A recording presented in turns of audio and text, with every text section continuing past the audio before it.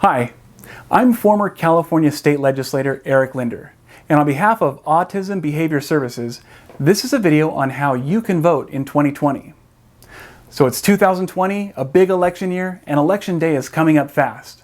And because of the COVID or coronavirus safety restrictions, this year's election is probably going to be a little bit different than you might be used to. So here's a few tips on what to expect in this election, the 2020 presidential election. So this video is made specifically for the 2020 election. So if you're watching this in any other year, then the information that I'm about to tell you will probably be outdated and is likely changed. This year, many registered voters will have their ballots sent to them in the mail.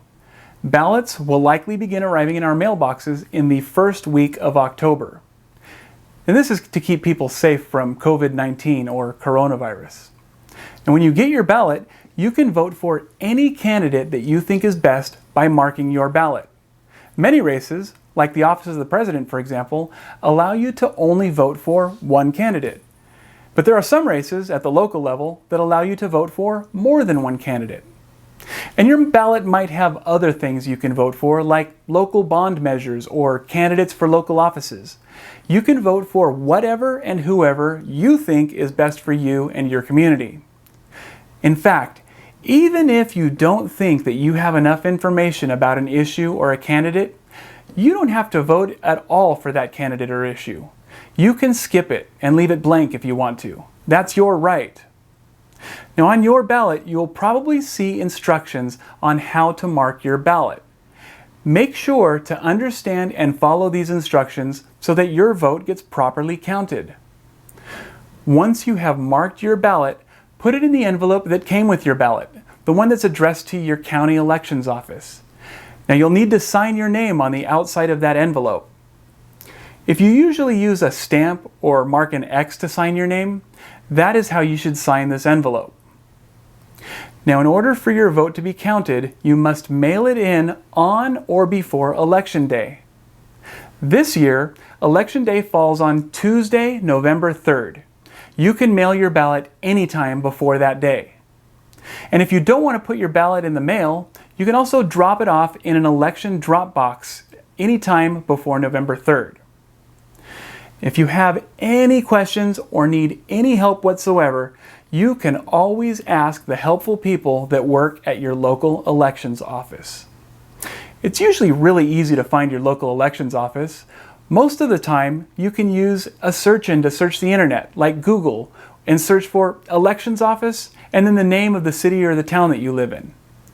Your elections office can also help guide you if you need any additional assistance or equipment to meet the needs of many disabilities. They are probably the best people to ask for that kind of help. If you prefer, you can also vote in person on Election Day, November 3rd.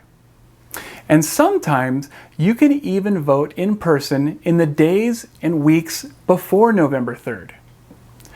Voting in person is also a great backup plan if you've never received your ballot in the mail, or if you lost it, or if it was destroyed. Or maybe even you made a mistake on the ballot that was mailed to you and you want to start over.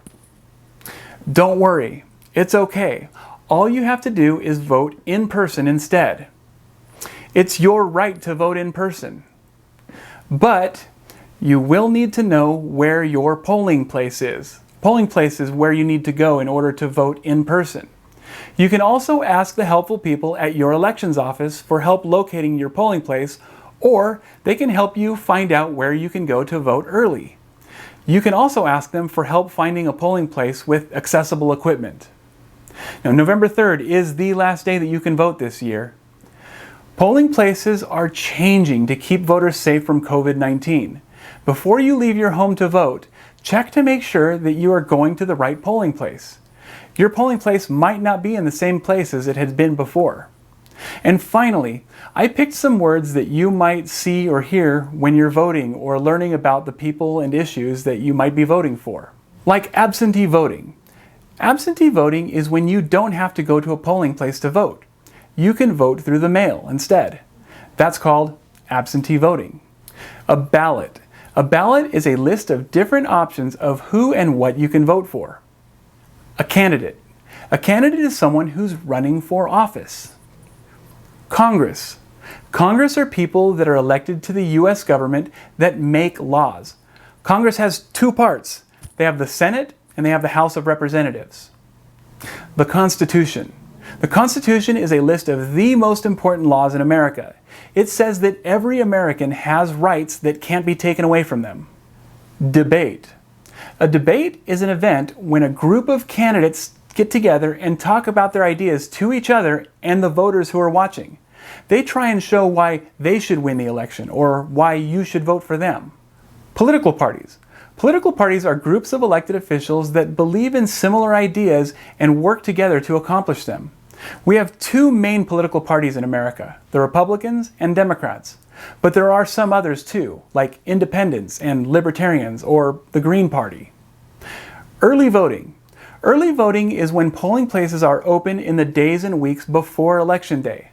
Not all states have early voting, so you might want to check ahead of time with your elections office. An elected official.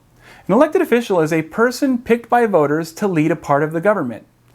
I used to be an elected official. I was elected by voters just like you. Independents. An independent is somebody who isn't a Democrat or Republican. Poll workers. Poll workers are people who work at the polling places. They help others vote. They're great people to ask for help if you need it. Polling place. A polling place is somewhere people go to vote. Schools and community centers are often used as polling places. Protection and advocacy. Protection and advocacy is a group that helps disabled people when they have problems with the law. Every state has one. Term or terms of office. A term of office is how long someone is allowed to be an elected official before they have to run for office again. And then of course, voting. Voting is a great way for groups to make decisions. It gets used to choose elected officials, pass laws, or making all kinds of other choices. Now, I hope that I've given you all of the helpful information that you'll need to make sure that your vote counts and that you can cast your ballot with confidence and play an important role in deciding the direction for our country. Thank you and happy voting.